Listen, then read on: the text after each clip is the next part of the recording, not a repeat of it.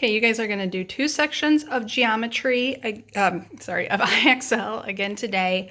Still working with the three-dimensional figures. This will be the last of it. You'll get to a SMART score of 70 in both of them, and I know that sounds like a lot for two of them, but these sections don't have a whole lot of problems that you can do, so you get to 70 pretty quickly if you're getting the answers correct. So the first one, and actually I'm not in H.4. Let me go back. The first one is cross sections of three-dimensional figures. So a cross section is when you kind of like take a slice out of the three-dimensional figure. So think of like bread. So here is a really great drawing for you. So here is, my two loaves of bread. Clearly, that's what they are. So from the top, they either look kind of like rounded, like this almost oval shape, or either this rectangular shape.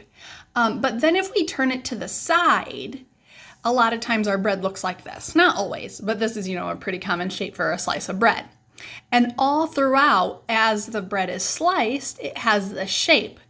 That's a cross section. So I can take a piece from anywhere in the center, and it looks pretty similar to that. So that would be like our bread, our whole loaf is the three-dimensional solid. And when we cut through it and take one slice out, it's this shape. So it's really kind of like the shape of the base. Now I know the ends of the bread don't necessarily look exactly like this, but that's what we're thinking of when we look at these examples. So the directions will say, identify the cross section of the triangular prism, and then these words, it won't always be a triangular prism. Those will change.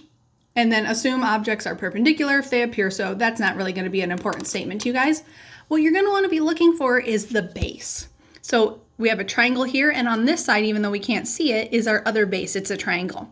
And so if I slice up this triangular prism like I sliced up a loaf of bread, every shape would look like this. My slices of bread would be triangles. So that is my cross section. And see, that already puts me at a SMART score of 20. So now I have a sphere.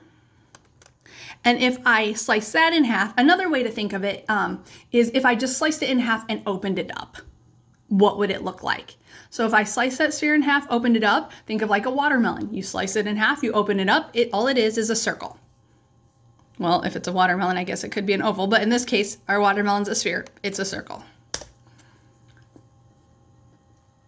And with the sphere, it didn't have a base, so we really had to kind of visualize, think of an object that it could be.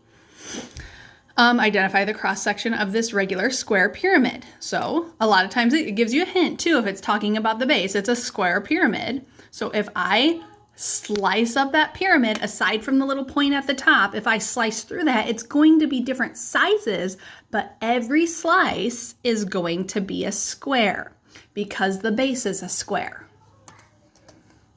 So again, see, I'm already at a SMART score of 50, and I've only done 3 problems. The ones with curves are a little bit more difficult to think about or to like visualize, because again, 3D figures, unless you're actually working with them, are a little bit harder to do in a two-dimensional, just in 2D. But if we take a cylinder and slice it in half, open it up, or take a slice out of it, or even think about what the label looks like on a can, it ends up looking like a rectangle. When we slice that curve goes away. Now, if we were slicing from the top, like horizontally, like if I was slicing across this way, I would get that circle. But because I'm slicing vertically, I'm just going to get that rectangle.